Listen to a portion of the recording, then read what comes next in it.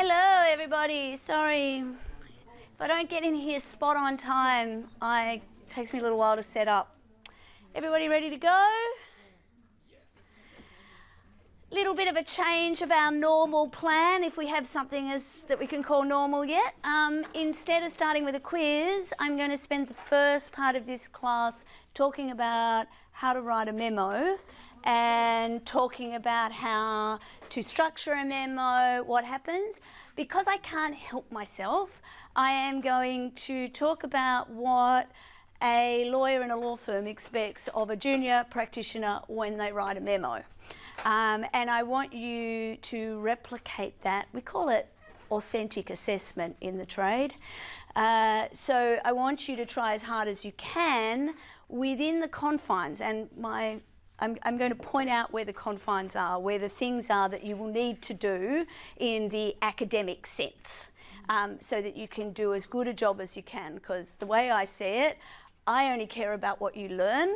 Many of you only care about what mark you get. So if I can give you as much information as I can so that you can do as well as possible, you might learn something along the way, is the plan. That actually sounded a bit passive-aggressive. I didn't actually mean it in a passive-aggressive way. I'm saying that particularly for those of you who are listening to me on a recording and you can't necessarily hear what I'm doing. One of the things that a number of you are doing, both OUA and face-to-face, is participating in the discussion board tasks each week. So those of you who are doing that will find that you are getting feedback, some of which is aligned to the kinds of things that I'll be talking about today. So some of it's just aimed at your legal writing, and often the feedback that you get from me seems really picky, but the way I see it, you're in a safe space, and somebody who is supervising you later on will be pointing out the missing full stops or the capital letters or the incomplete sentences and those things. So as much as I can within the confines of time and space, I will pick out those things as well. Not all feedback is created equal. Just because I give you 10 sentences of feedback and 9 of them might be minor points, like, you need to sort of read the feedback in proportion as well. So not every sentence of feedback will be as important as something else. And so if you're ever unclear about the feedback, or particularly if it's really worrying you, like you feel like you did something really well, or you were concerned that you did something really badly, and I either have, slammed you down or I haven't said something about it, let's have a conversation about it, because in the real world that's actually what you would be doing. You'd be working with your boss and they would be going through, usually, well, in my day it would have been with a red pen, basically just slashing and burning everything that I wrote ever. I don't have the time or the ability to slash and burn in the way that might happen in practice, but it doesn't mean, just because lots of red pen doesn't necessarily mean that you've done a bad job. It just might mean that the supervising partner might have expressed it differently or deal with things in different order. So I'll always give you that kind of feedback. So what I want to do today is talk about writing a legal memo. And I want to talk about it from the point of view of your first assignment. Where's Steph? Were you happy with my egg boy references? Have you read? Yeah. I did my best. We'll have a look at the assignment, but also I'm going to point out some things that I see happening in practice as well. And probably the first of those is the memo is dead, long live the email. These days everybody's busy and you don't necessarily want to open a separate attachment to an email. It is more likely than not in practice that instead of creating a separate document, you would send all of this in an email. Having said that, an email's not terribly different from a memo other than as at a formal stage. In fact, it comes with a heading. When you're writing an email, you know yourself. Actually, well, maybe you don't. I mean, the email may well be dead and the Slack conversation or the project conversation might be what's replacing it. I don't know. But when you think about an email yourself, you choose which emails to open, often based on the header. and whether they're sent to you or they're sent to somebody else, whether you're a CC or not. That often when you're looking at an email, you'll see the first couple of lines, and that gives you a sense of what the email is about. Communication is what the listener does. It doesn't matter what I say to you in this classroom, it only matters what you hear and whether you understand. So often I'll say the same things over and over again, but I try and say them in different ways so that different learners can pick them up in different ways, or we can work out whether or not I even understand what I'm talking about. I promise I do, I promise I do. But when you're thinking about email too, or a memo, part of what you've got to do is think about who your reader is and what it is that they need, what their purpose of asking you to do that is. So this very first task, you are writing, the simulation is you are a junior lawyer working in a law firm. You work for Dennis Denuto, he is your boss. You have to think about Dennis and you have to write a letter for his purpose, or a memo for his purpose. The next time around, he will actually ask you to draft a letter to the client as well. So you will have both a memo and a letter to write, and the memo will explain why you've made the choices you made in the letter. So there are a couple of example assignments, some 2 HD assignments. They're actually the second assignment from a couple of years ago. Both of them have a memo and a corresponding letter. You can see the problem there if you want to. I give you those ones to give you sort of an example of what some pretty high-performing students have done. The main thing is both of them got HDs and they're completely different from each other, right? Completely different in style, in look, in everything. And I think that that's really important for you to know that there is no one formula for doing this, because if there was, I'd just get a robot to do it, because I like robots. So before we even start, so I can focus, sorry I still haven't organised music for this, would you like to get in there and anonymously tell me in a couple of words what you're most worried about when it comes to writing this assignment? Sorry, those of you at home can't participate in this, but let's see what comes up so we can talk about it. Nobody needs to see that it came from you. I don't think they're hidden. They should start popping up. And hopefully I've done it as a word cloud, I think. Can't remember now.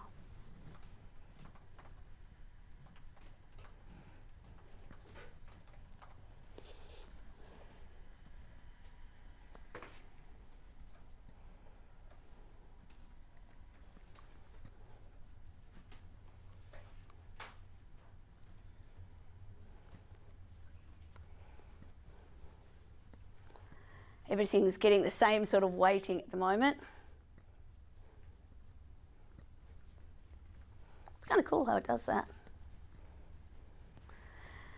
Understanding, I don't know whether that understanding is related to the cases or understanding what is required of you yet. I can look at the bigger text afterwards to see if there's anything else in there. Identifying the cases. Keeps moving. Everything. Everything keeps moving. It's like failing. Oops. Oh, I wonder why it's done that. Okay, getting a sense. So the big word there is understanding. Let me just get rid of that if I can. Yeah, go away.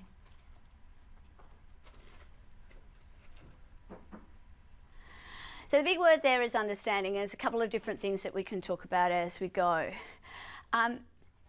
If you have issues understanding the problem, what do you think you can do understanding what the problem is?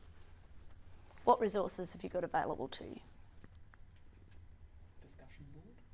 Discussion board would be a good place to do it, talking amongst other people. Absolutely.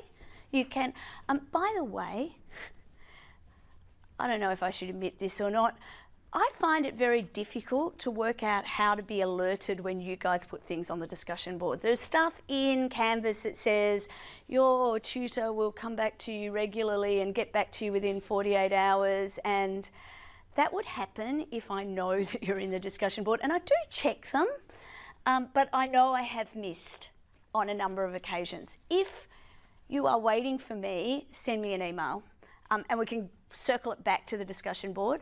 Check the discussion boards before you have sent an email is probably a good idea, because it might have been dealt with before. But on the whole, if you're asking me, oh, what does this bit of the problem mean? I will probably very frustratingly say, what do you think? Because my experience of senior partners in law firms, particularly ones that are a bit doddery like Dennis, you've all seen The Castle, right? If you haven't seen The Castle, there's a bit of procrastive viewing there for you if you need something to take your mind off it. So I always choose Dennis because I worked for a guy like Dennis, not quite as muddled as Dennis and in a very big law firm, but basically, you know, I'm not going to tell you his name, but he was not the world's most competent lawyer, my very first boss. I mean, he was very good at bringing big clients in, but the expression that we used to use is there are finders, minders and grinders. And he was a finder. He would bring the clients in. The minders are the people who have the deep expertise in one particular area, and the grinders at the time were people like me and what I'm imagining you will be in this simulation, the people who had to run out and do the research and all the rest of it. And the thing I knew about this particular boss is he probably wasn't going to check it super carefully, which meant if I got it wrong, there was a big problem. So it actually was good for me, and that's one of the reasons why I actually really like giving Dennis as your boss, because Dennis might not actually remember everything that he learnt in contract law, and so you've actually got a bit of an opportunity to explain and remind him of things that in the real world you probably wouldn't go into that level of depth, but you've got to think of a way to do it so that he can listen to you, because you don't want to be patronising or condescending with your boss. So you've got to think of a way to communicate with him properly.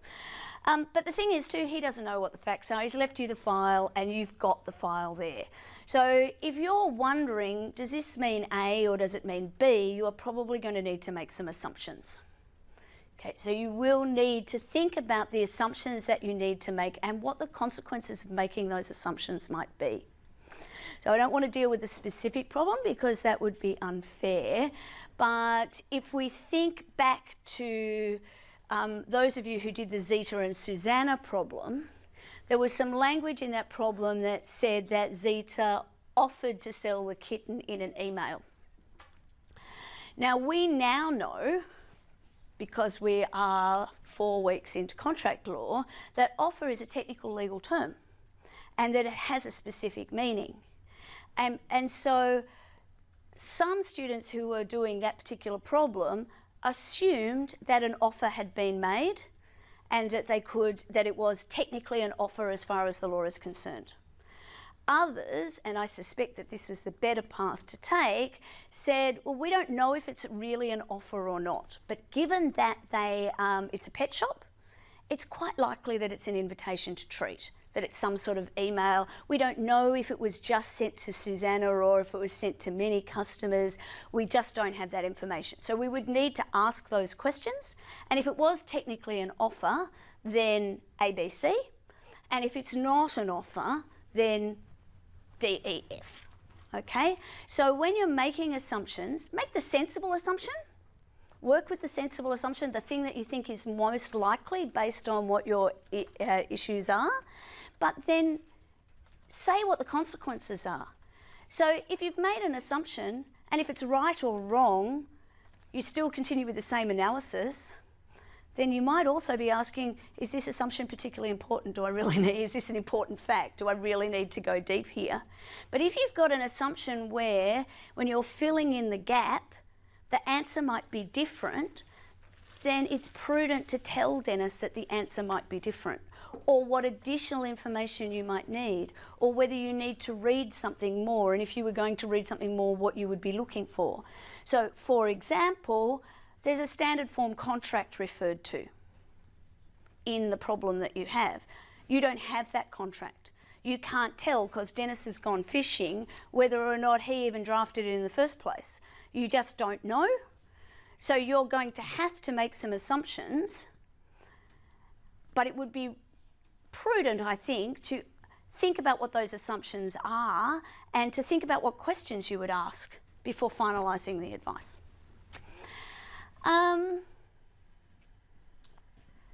Some of the other stuff in there is also just about getting it wrong, taking a risk, getting it wrong, missing the deadlines, that sort of stuff. Organisation is really important. Please look at me right now. Look at a picture of me if you're online. Actually, there's no way of telling whether I'm a sociopath or not, but I'm going to tell you that I'm not. I don't think this is what a sociopath looks like. If you think you are likely to be having trouble with the timing and the deadline, I really do not want you to be overly stressed by that stuff. Think about what the policy is before you ask me for an extension if you think you need additional time. Remember that any additional time you get in relation to this assignment is only stealing from future assignments that you need to do, but I understand that your time is hard to control.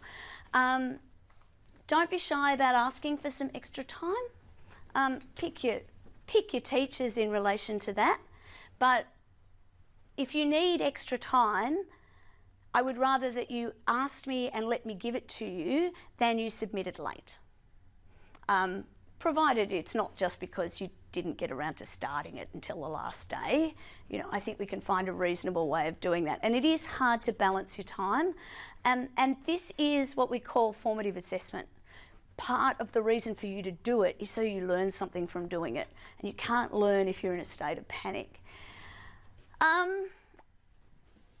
Cases and finding cases is in there. I'm assuming that they're linked together. That's actually one of the most difficult things, is working out what the cases are, and we'll talk about that as we go along. If there's anything in particular out of this that anybody wants to talk to me about, feel free to give me a call or send me an email over the next couple of days. First piece of advice. The planning is absolutely crucial in this exercise. I've already received emails from people who've said that they're writing it, and you know who you are, both online and face-to-face, and my advice is take a deep breath and make sure you know what you're going to write before you write it. The thing that happens when we start writing is we fall in love with the words we've already got on the page. We've all done it, you know you've done it before, and it is really hard to kill your darlings, as I think it was Bernard Shaw who said. You've written those words down, so that feels like it's a waste if you get rid of them. I would strongly recommend that you have a very clear picture of what you want to write before you start writing. There is no single way to organise a memorandum. You can structure it as suits your purposes, and your purposes in this particular case is to tell Dennis what the law is. Okay, so think about, so what's Dennis going to do after he reads this memo, do you think?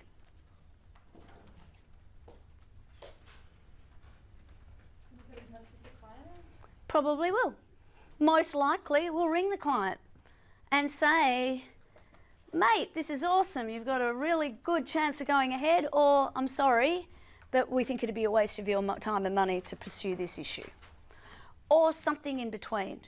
Or we need this additional information before we can be really sure, and we think it's worth pursuing it and getting the additional information for these reasons. Or we need this additional, we don't think it's really worth pursuing at all at this stage, but if we get hold of blah and blah and blah, for these reasons, we might change our minds.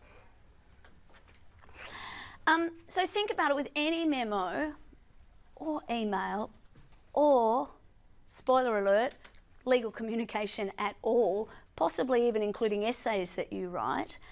thinking at the beginning about what's the purpose, why are you doing it? And I know the reason you're doing it is because you want an HD, but think about it, like suspend disbelief, get into the game and think about, well, what is this piece of paper for? What actually does your reader need? So I've described Dennis as being a bit of a duffer really, probably doesn't remember what he had in contract law. At the same time, your job is not to teach him, right? You're writing to another lawyer, so you can use proper legal language. If you are writing to a civilian, to a client, you might need to actually tell them that there's this thing called an invitation to treat, and it's important in this particular way. Well, you don't need to explain all of the background to invitation to treat, you just might need to remind him of what it is and provide some support for it. Also in the real world, in particular, we need to think about, can't manage today to point, what the instructions are. What has our client actually asked us to do? Because if our client just wants a yes, no, maybe answer and a phone call, writing a 20-page brief and providing a whole lot of background materials to it is probably actually going to make them angry. So being really clear on what it is that the client has instructed you to do. The nature of the issue itself and the kind of legal findings that you have. Again, this is why I think you need to know what you're going to write before you write it, because that will help you organise the logical structure. It's going to be very tempting for some of you to just use Iraq. These are what the issues are, this is what the rule is, the rule applies in this, and this is the conclusion. And that might work. Some of you will find these are the elements of contract and we've addressed this one and then this one and then this one. The one that breaks my heart is when people say, okay, we've got all the elements of a contract. So we've got agreement, which comprises offer and acceptance, but if we can't find those, then we explore for consensus. And then if we have that, then we look for consideration. Consideration is something we're going to start talking about this afternoon, but for now let's call it price. Certainty and intention, and they think I've got to write 2,000 words, so I've got a 500 odd word introduction, I don't know, 250 word conclusion, and then I'm going to spend 300 words on each of these, and I'll, you know, you've all done, right? You did that in primary school. That's how you mapped out an essay. Not in primary school anymore, folks. So again, words are like dollars. Everyone has value, so spend them where you're going to get the most value. Okay, make the word count by making every word count. So if the real issue is consideration or the real issue is certainty, I would be expecting most of the words to be dealing with that particular issue. And so it's only once you've gone through and pretty much solved the problem that you can work out where to put the emphasis, to put the emphasis on the right syllables. And then you've got to also think about, well, how does this flow with the story? Because again, you're going to reach a conclusion. So as you have done many, many times before to get here, your conclusion ultimately will follow from the arguments. So we don't want anything new in the conclusion.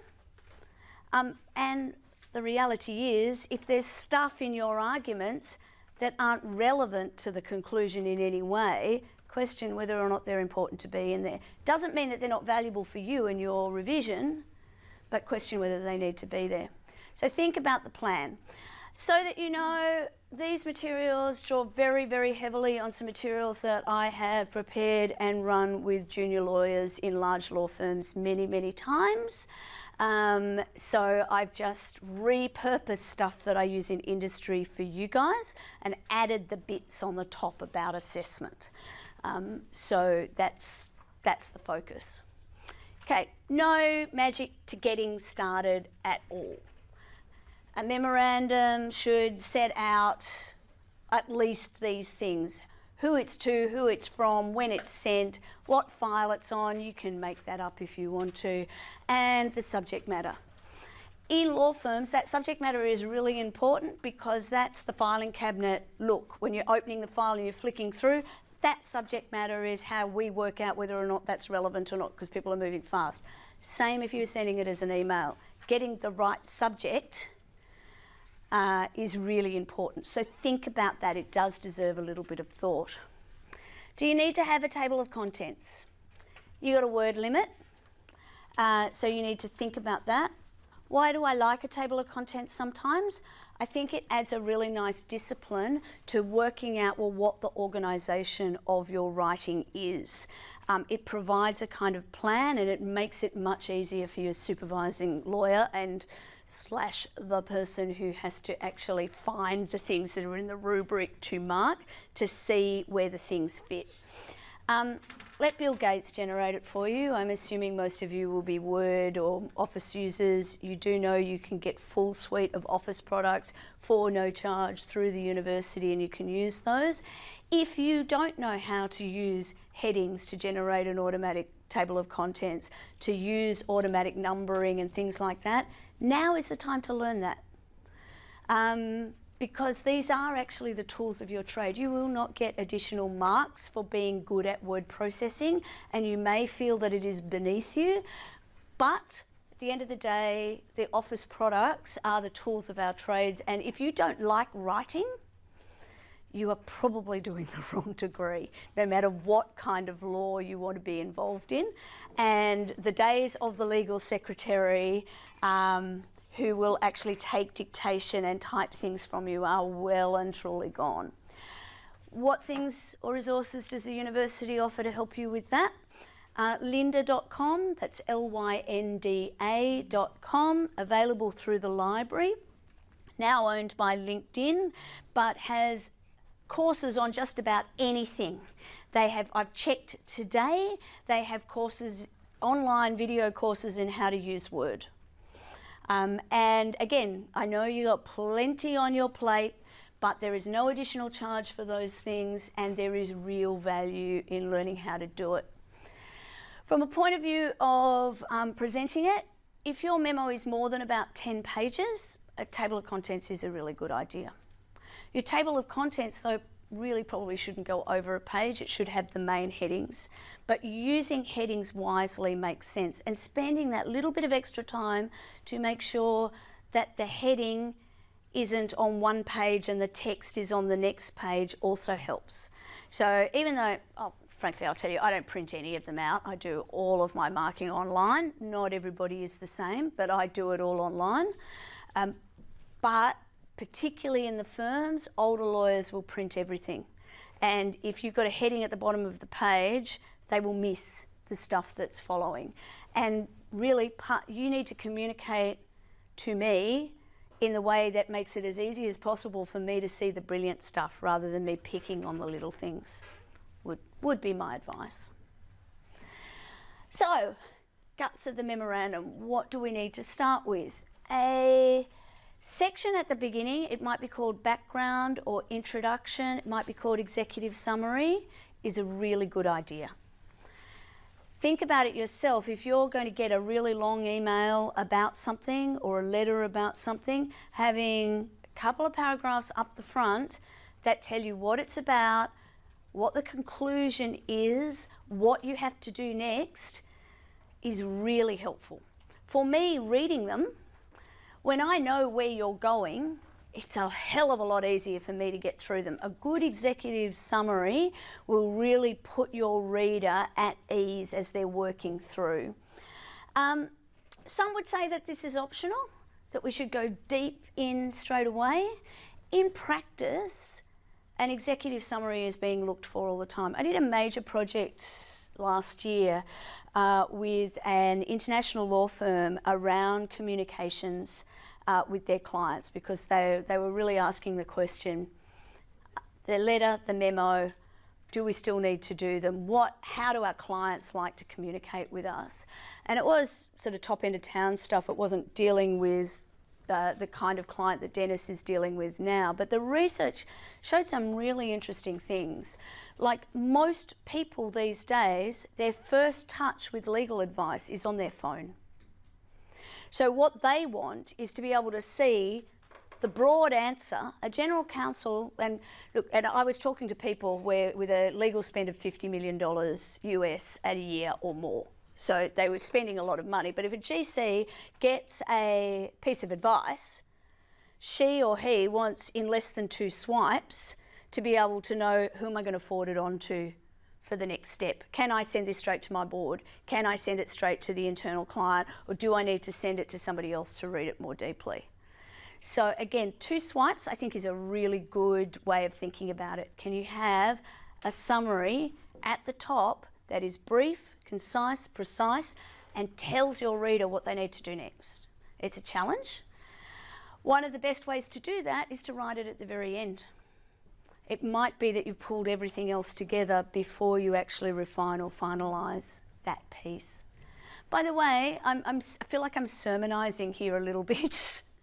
I have given this talk a number of times. Please interrupt me with questions, comments, observations, thoughts as we go. So, traditionally the way that we write too is up front we identify what the facts are. These are very wordy slides, I know, but they will be available to you. And I think I may have done a desk lecture on this as well at some point. I just don't remember, to be quite frank. So, why do you think it's important to have a section that deals with what the facts are? Like a timeline? Yeah, a timeline is a way of presenting that information. But why would you've got the facts on a piece of paper in the file. You can assume that Dennis has got access to the same file as you have. Why would you reproduce all or any of the facts in a letter, in a memo, in this particular case? Clay? Yeah, could it be used in court? It could be used in court, absolutely. Like everything kind of needs to be contained in a single... There are benefits, particularly when there is the potential for getting it wrong. There are benefits in containing all of the evidence in one piece. But when we think about whether it's used in court or in another context, actually, if you're summarising in one place, this is all the stuff that I know that's material to my reasoning right up front. If there's something else that Dennis knows, or probably more important, that the client knows, and they haven't told you that, that's their opportunity to say, here's this other bit of information that I haven't told you, or you've misunderstood point B. It happened the other way around. Often, this time I've given you a bullet point list of facts, right? I think I used the words, you've gleaned from the file these bullet points. If I was mean and had my creative writing juices on, I might have created a whole lot of handwritten notes and scrappy letters and, you know, an advertisement from the paper or something like that. It's just, yeah. I'd actually really enjoy doing that, but I don't have the time. So I've given you this list of bullet points. Particularly when you're dealing with clients, and those of you, there are people in this room who deal in work in law firms now, yeah? Anybody? Oh no, okay. Stop me, because I usually make that assumption. So stop me if I don't. But when you're dealing with clients, usually you'll be getting the information in an interview. So you'll be taking down the notes. So I know in the practical aspects of the JD, which you do as part of torts, you do an interviewing session. You're gathering facts in that piece of information. So when you write back to the client, there is benefit then in reproducing the facts, because if you've misunderstood something, that's the time to say something. Particularly if you're giving legal advice, you've got no hope at all. It might be the opportunity for them to say, well, yeah, well, what if this fact was different? Secondly, just because a client gives you a fact, it doesn't mean that they're going to give you a legally relevant fact.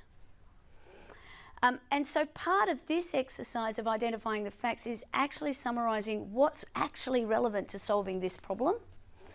Because it may be, it may not be, but it may be that not all of the facts that you've been given are necessary for solving the problem.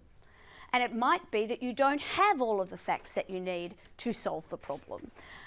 So organising in that way is helpful. Sometimes too, organising them in a way that helps particularly because you're dealing with another lawyer here, that helps Dennis understand what's important. That might not be pages and pages of dot points. You might find a better or a different way of doing it, summarising it in a table or a diagram or a timeline or something that's going to be useful.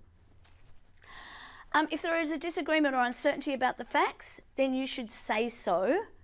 and you should state both sides. So if you've got two conflicting bits of information, make sure that you're clear on those two conflicting bits of information, that they are conflicting. You might want to make an assumption on who's more likely to be correct or incorrect, or you might like to stipulate what further information you would need to know. So although you're acting in defence of the cleaning company Yep. in this situation, it's all right to state the other side of the... So the question was, we're acting for the cleaning company, for Fraser and Whitlam Anning, or their company, and is it all right, I'm going to phrase it as a question, is it all right to think about the other side's point of view? I'm going to say yes. Would anybody like to explain why that might be the case? Fabian. Yeah. Thank you, sorry. And counterclaims. So potential defences and counterclaims, absolutely. If there was a magic wand that I could wave that meant that my superpower was that only clients who were on the side of right and good were attracted to my practice, that is so the superpower that I would look for. Unfortunately, we never know. And in fact, you'll learn in ethics why often it's not a good idea to ask whether our clients are telling us the truth or not. And our clients' view of the world might be different from the other side's view of the world. Our job is to advise our client, not to find every possible way for them to win at all expense. And so a good lawyer will assess the legal situation early on before they spend a whole lot of money. They might want to spend a whole lot of money anyway, but we'll be assessing and we're advising them. Just because they're our client doesn't make them right. So yes, we do need to explore.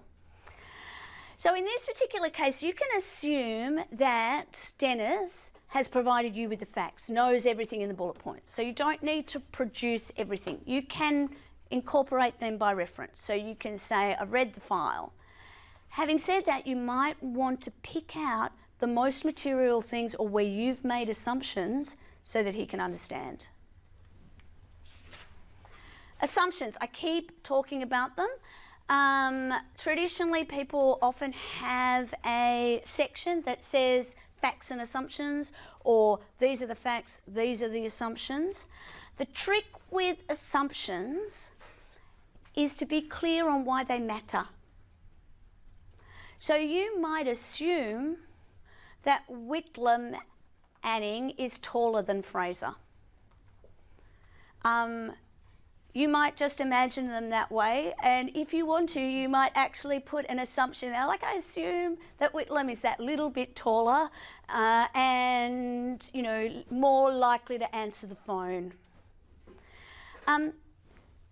Why? Why would you make that assumption? What is relevant? I think it's a ridiculous example, so I think you can see. So if you're going to make assumptions, cradle them with, if my assumption's incorrect, the consequences are blah, blah, blah. The consequences for Whitlam being taller than Fraser might have been relevant when they played backyard cricket many years ago, but are not relevant. Well, actually, if you find relevance in this story, I'll look forward to reading about it. Issues. Okay, so breaking this up between these are the facts lead to these legal issues. So being able to state what the legal questions are and identify the legal issues that underpin the asking of that question. So these are actually the map. They map your approach to the problem. So there will be issues and sub-issues. So a piece of feedback that I seem to be giving quite regularly was in relation to the Zeta and Susanna problem, which is actually the only one I've marked so far, I'll do the other one tomorrow, was you identified a whole lot of issues here, but it wasn't really clear to me why they were important. And so it's really easy to miss the unsung statement. We need to work out whether or not there was a contract. Because if there's a contract, then we can work out what the legal consequences are, whether there's an action. And I think Dennis has already said to you, that's what he wants you to answer. He's already got a view on if there's a contract. He's come to a view already about what the damages might be and what the consequences are. So he specifically said, don't do that. Just tell me whether there's a contract or not.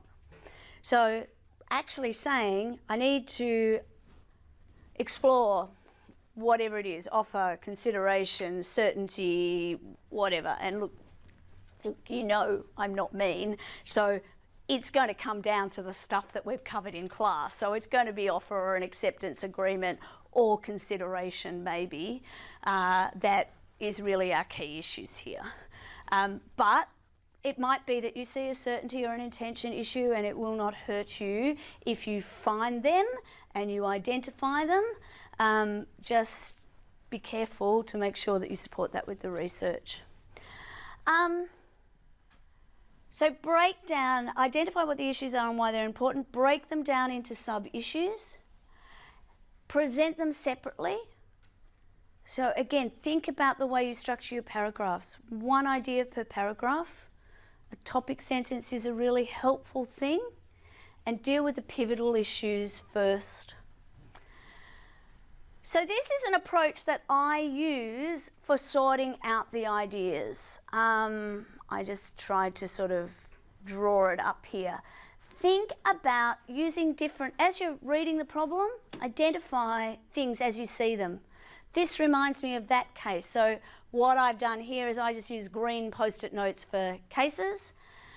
Identify what the cases are, identify what the facts are, maybe move the facts along in relation to a timeline.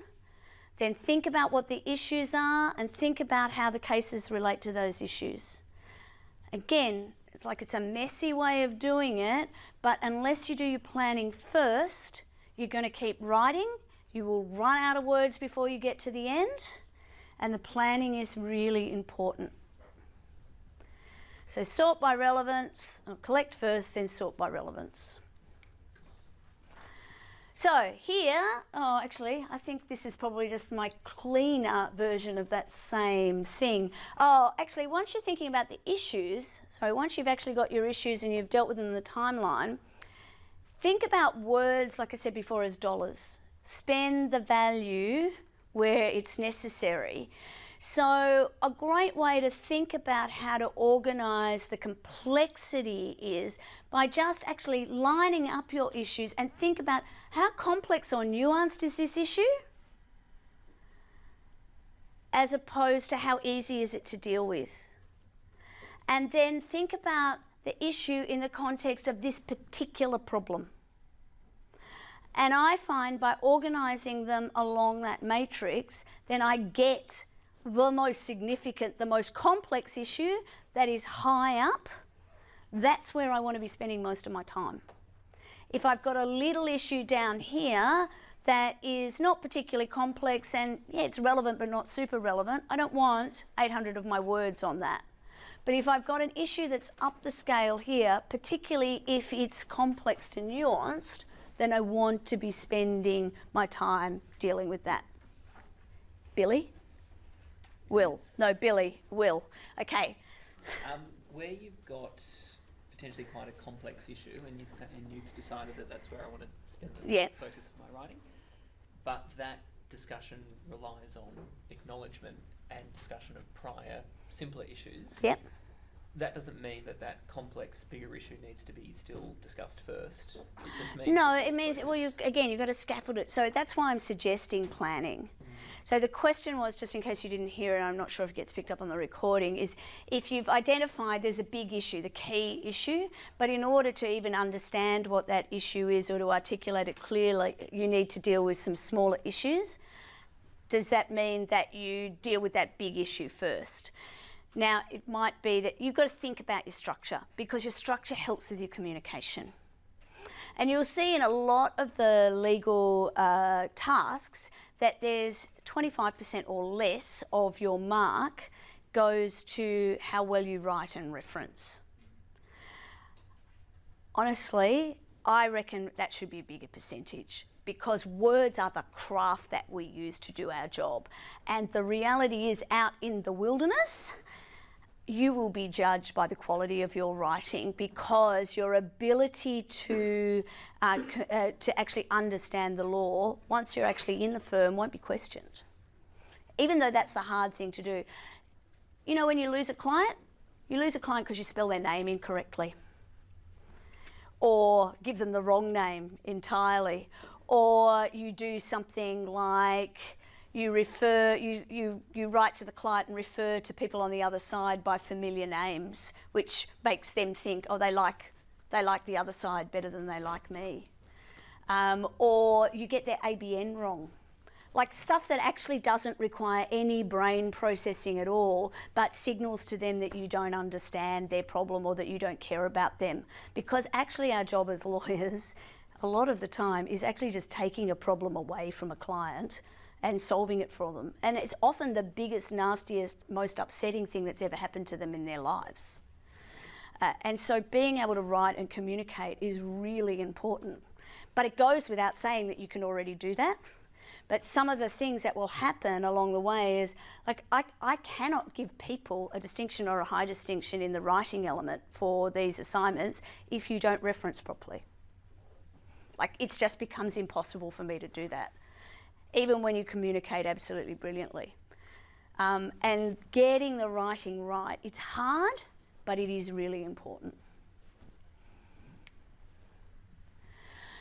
So, begin with your strongest arguments. Remembering arguments is an inappropriate word there to an extent too, because we are advising, not arguing. Discuss and evaluate the major points. Think about the connections as well between the ideas. Think about the linking words that you use, and use signposting. So if later on you're going to deal with the other part, so say you're building up by talking about a minor issue and there's a big glaring difficult issue, instead of leaving it open, effectively say, we'll go into the Loch Ness Monster issue in paragraph 8 below. Signpost or something. I know I added some slides and messed around with them today, so I will update this slide pack for those of you looking madly around for the slide. That's because this one was today. Research tools. So how the hell are you going to work out how to answer this question? A couple of things are probably easy to start with. You need to have done the reading for the topics, clearly. So your textbook and your casebook will be really great primary sources. This problem could involve anything up to, I think it says up to topic 4. The reality is, not a sociopath. The focus is, and I'm hoping that you've recognised by reading the question already, that the focus is on agreement, potentially consideration, to the extent that it deals with certainty or intention. Don't use me as a source for your determination of this in the memo, but it's like that those kind of issues are likely to go to whether it's a real offer or not. Because thinking about the offer as being the DNA of any potential agreement, it needs to contain all of the things that we need in order to have an agreement. And what do we need to have an agreement? We need or contract. We need an agreement, offer and acceptance, potentially consensus. We need consideration. For the moment, we can call that price, intention, and certainty. Online databases. Any of you used any of the online databases so far and other things? What's your favourite one? Depends, but mainly Westlaw, but it can be a bit funny. Westlaw. Westlaw's good. So you'd use Westlaw for looking at cases. I'm a big fan of Jade, which I don't know if you've come across. I particularly like Jade because it's sort of it's got a lot of free searching in it, and you can sort of take that when you find cases in it, because you might be able to find cases based on facts or based on principles there. Encyclopedia of Forms and Precedents, which is used to be part of the CCH collection, which I think is now LexisNexis. Sorry, it's still got CCH? On the database page, cool. The reason that I suggest that Hallsbury's Laws of Australia, or just the Laws of Australia, there's another database. Again, they can be a bit like textbooks, but interactive in the sense of going in and thinking, okay, my gut sense is that we need to talk about the Loch Ness Monster.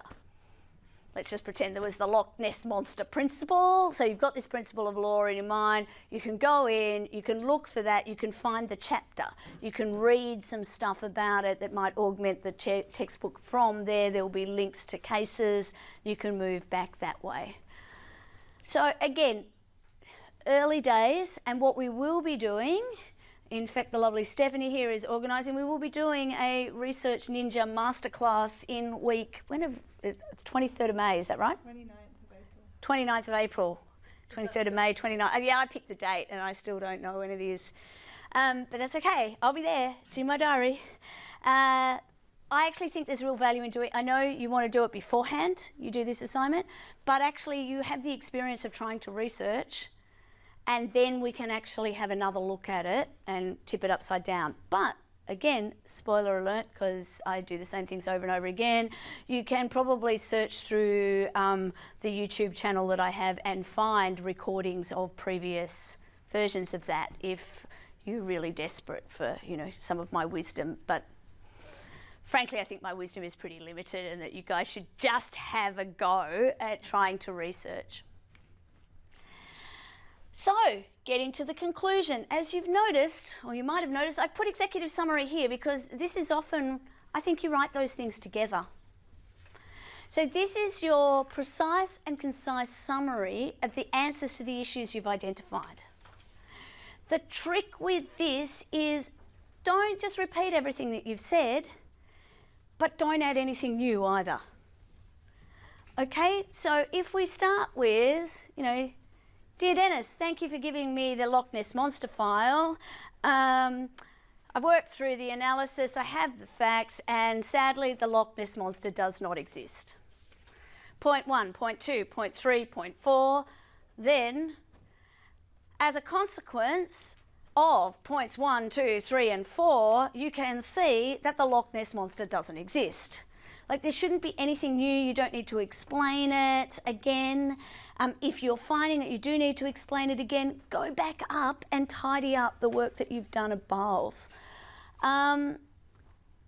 If you need to cross-reference backwards, make sure that the way that you've set up your memo makes that easy to do. So in paragraph 5, I explored the cases. Boom. In a real firm, the executive summaries often go into a database so they can be indexed with keywords, etc., so that you can go and find them if you've got a similar matter at another time. So think about it, in the real world, thinking about how to put that executive summary together is really handy. Also, answer the question. Dennis has asked you a specific question. So I want it to be sure, when he reads this, he needs to know what the answer to that question is. Your conclusion needs to be brief, it needs to summarise your main arguments, and it needs to state your conclusion clearly. I cannot say this enough. Do not introduce anything new into the conclusion, and make sure that your conclusion follows with what you said above.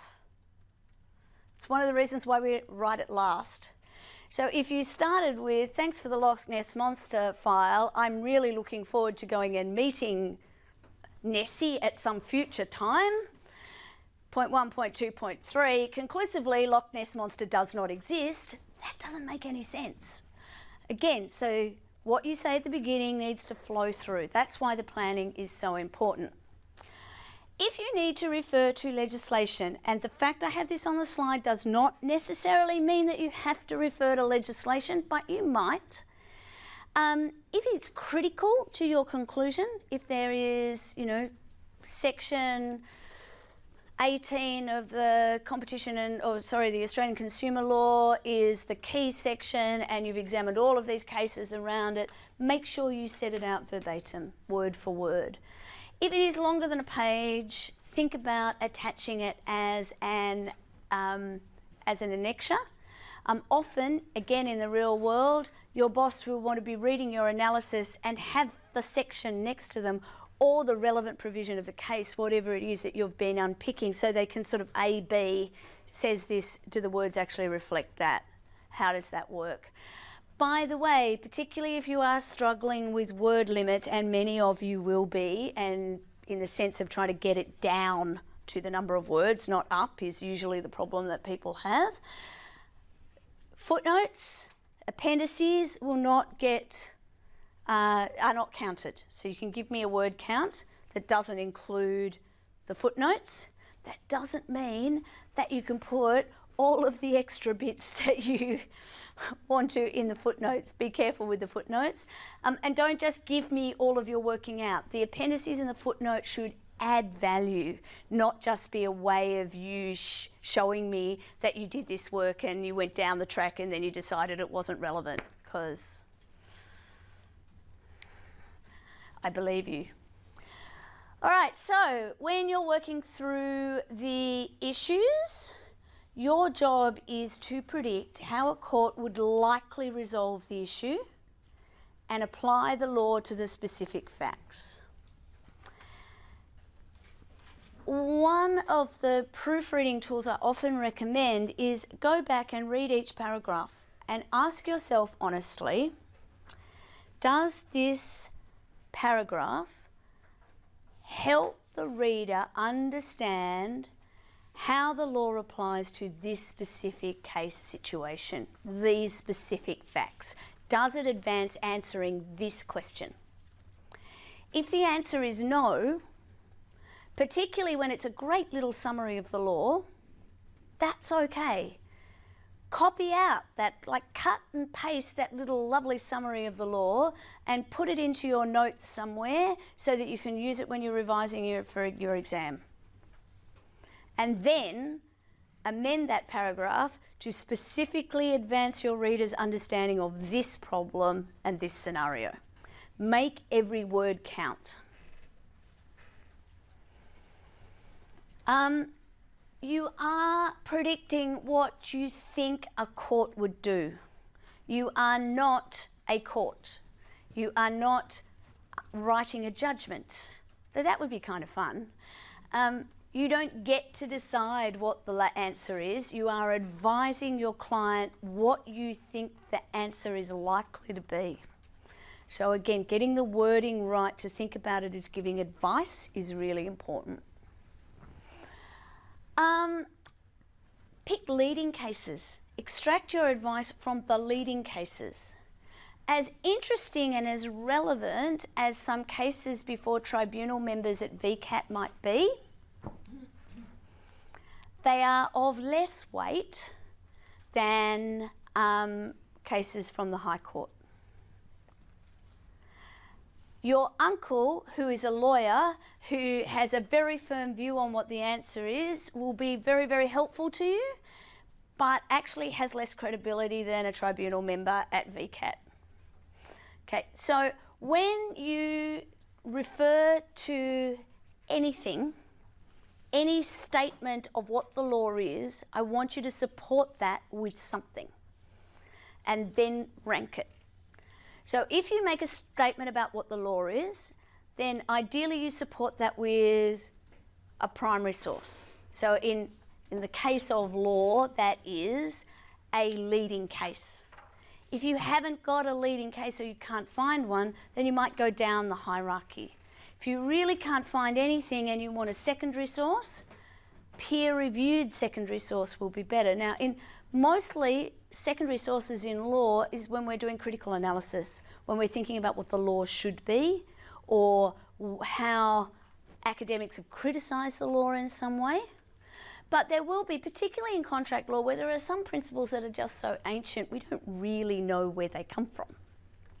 So there's one that we might, well, if we don't talk about it today, we will talk about it next week, the rule in Pinnell's case, which goes back to 1605. Now, Pinnell's case, we know about it because it was cited in 1700s judgment of something. There is actually a student once quoted directly from it in an assignment, and I said, yeah, I don't really believe you. I think you got this from Wikipedia. And somehow they actually pulled out the assignment, like a version of it in Latin on one side, because Pinnell's case was decided in Latin, and it had an English translation on the other side. So I had to give up on that particular plagiarism. It was interesting that the words were exactly the same as Wikipedia, but these things happen. You need to address both sides of an argument. You need to be fair and then come to a conclusion. So again, one of the things people hate about lawyers is they sit on the fence all the time. They and ah and they disclaim everything and all the rest of it, but it actually comes out of our professional responsibilities to an extent. If you can be clear and you have a strong view, say so. But unless you are Justice Kaifor, you don't actually get to make the determination. If you can see both sides of the story, talk about both sides of the story, but reach at least a tentative conclusion. On the balance of probabilities, it's more likely to be X than Y, but you need this, you're making all of these assumptions, and if any of the assumptions are wrong, then the chances of your answer being wrong are escalated.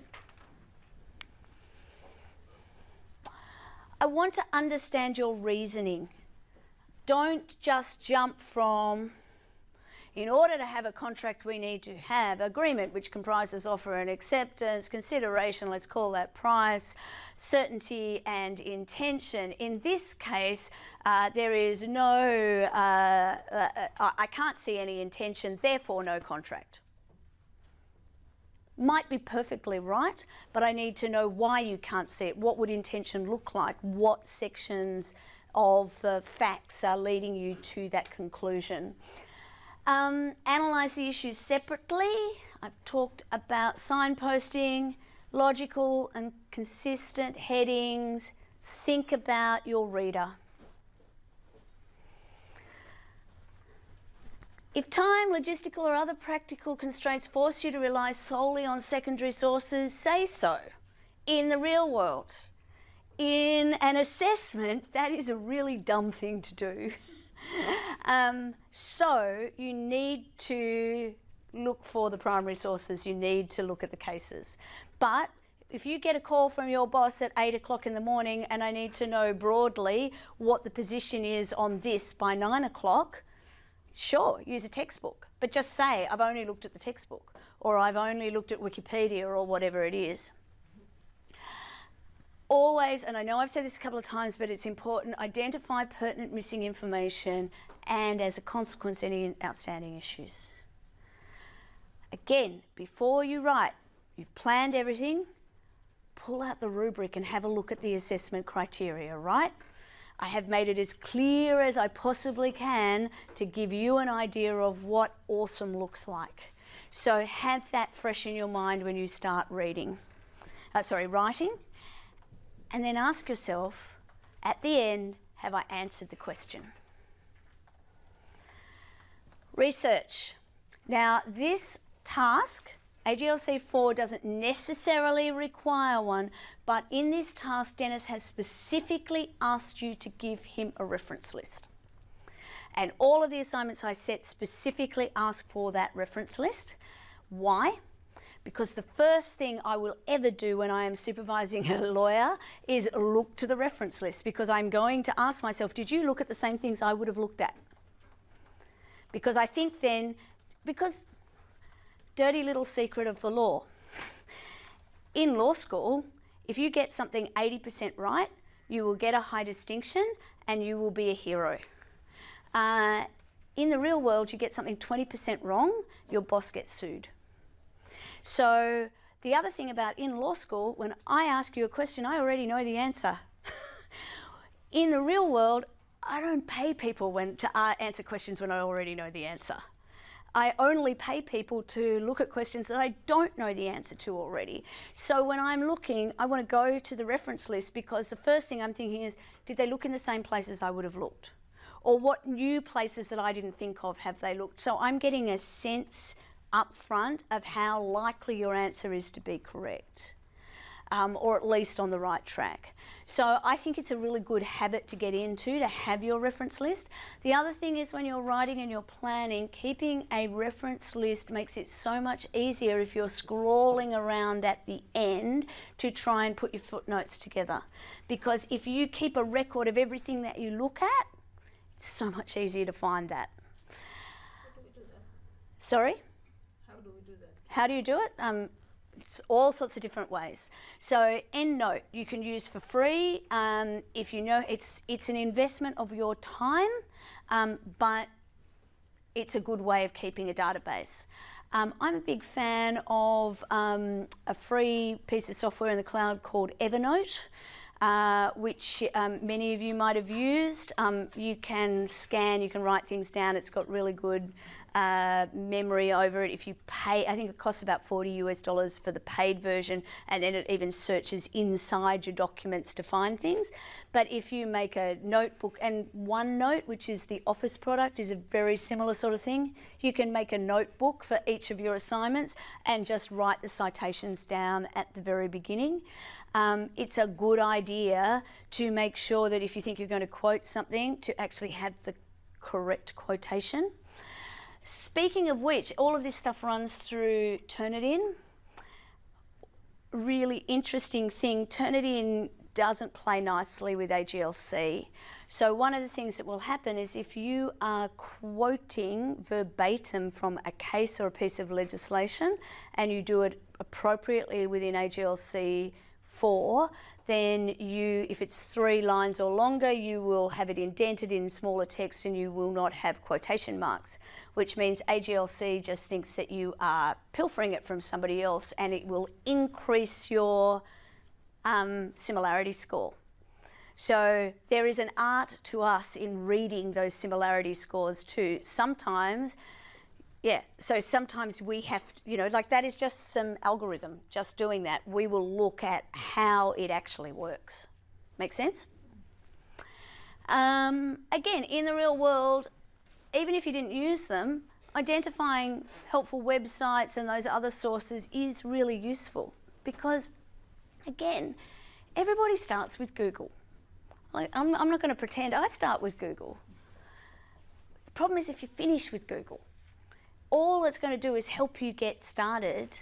You need to actually end up in the right place. So there are some important key style changes from AGLC 3 to AGLC 4. For those of you who just started this semester, don't worry about them, just use AGLC 4.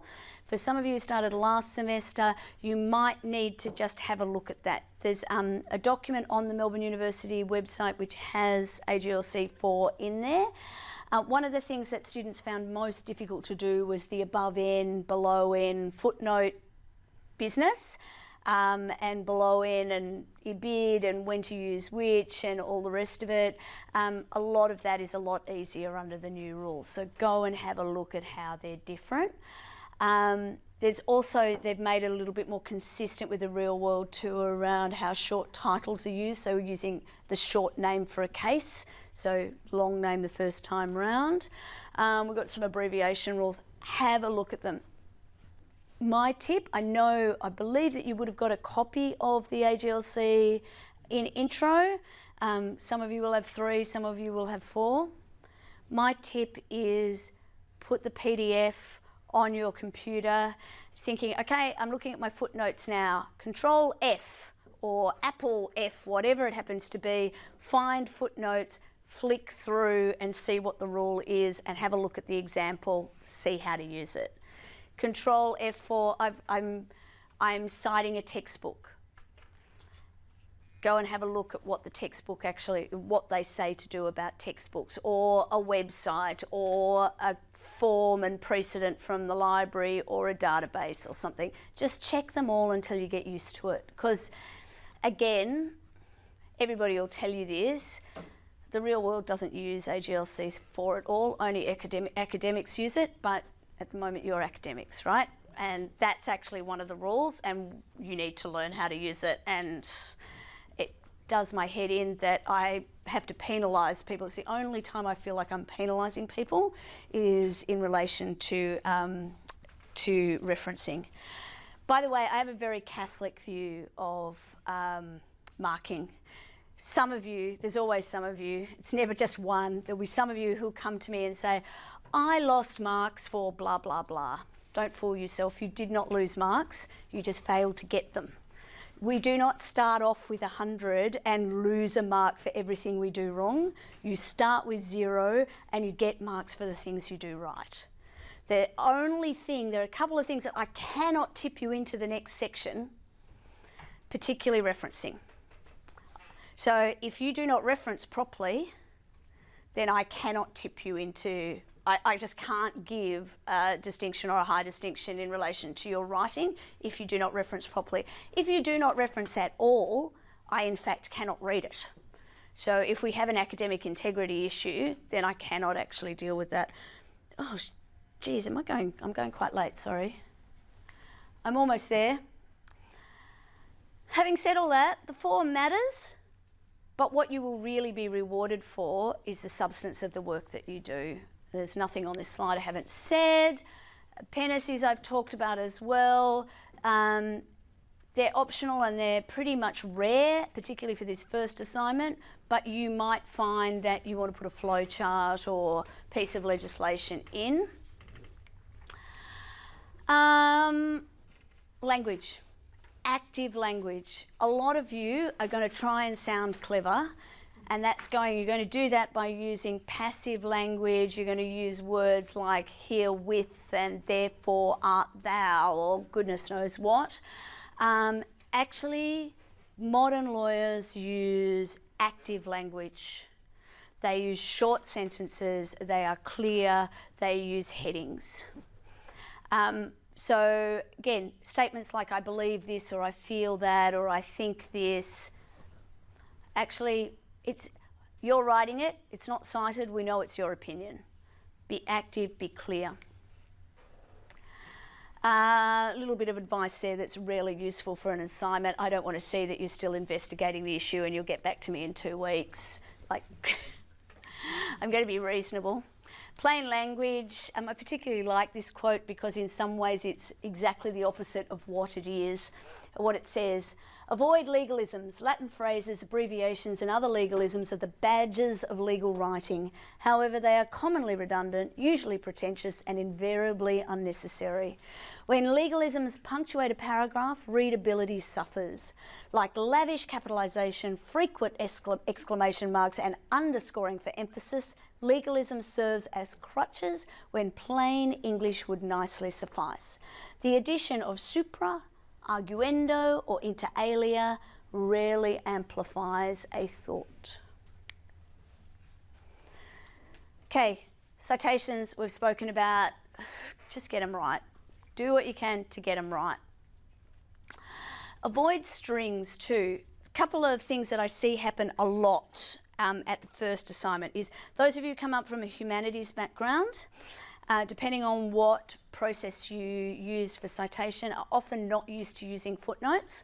A couple of things tend to happen. One is you'll have 4 or 5 different cases to support a point, or 4 or 5 different things to say, and you will be tempted to put 4 or 5 separate footnotes. So, you'll have the word Loch Ness Monster, footnote 1, 2, 3, 4, and then different footnotes underneath. Doesn't work in AGLC, okay? 1 footnote, put the 5 cases in it. In the body of your work, avoid the strings. So in particular, if you have to put the citations in, really, if you're putting everything in, that gets me thinking, have you been judicious? Have you made good choices about what the leading case is? Or are you just throwing everything in? Find the best case to support your point and make it. If there's a couple, put them in, but don't don't break up the readability of your work. The other trick for young players that I see a lot, I mentioned this at Shoot last night, is you'll have the case, and because you're used to the surname of the author and then brackets the year of the relevant publication, people tend to put the case name and then in brackets the year, and then put the rest of the citation in the footnote. The year is part of the citation. So if you're going to just put the case name, which adds readability into your text, put the case name, Carl Hill and Carbolic Smoke Ball, footnote, the year in brackets and the rest of the citation, not Carl Hill and Carbolic Smoke Ball, bracket, year, close bracket, footnote, and then the rest of the citation. You will get used to it, just like you're saying verses in your head still, but we're all going to say and before the year is out. Similarly, look at the rules for the placement of footnotes. Footnotes appear after punctuation, always. Well, actually, except for M dashes, unless they change that. But full stop, footnote, comma, footnote, not footnote, comma. Tiny little things like that are the things that make a difference. Legal writers tend to use a lot of quotations. I want to know what you think. If you really need to use a quotation, use it. But you are better off footnoting and referring to the text and telling us what it means. Last pieces of advice before I let you have a break. Sorry, I have been talking for a rather long time. Review the assessment criteria. Do everything that you can to get the best marks. You find them, there's a rubric, it's quite clear. You will be able to print it out. You will be able to see what each of the elements look like. So read it. Decide where you want to be. It's cumulative, by the way, so this will tell you what you need to do to pass, and then we move from a pass, so it'll be those things plus these additional things for a credit, plus the additional things to get to a distinction. Answer the question. Answer the question. Answer the question. I cannot say that often enough.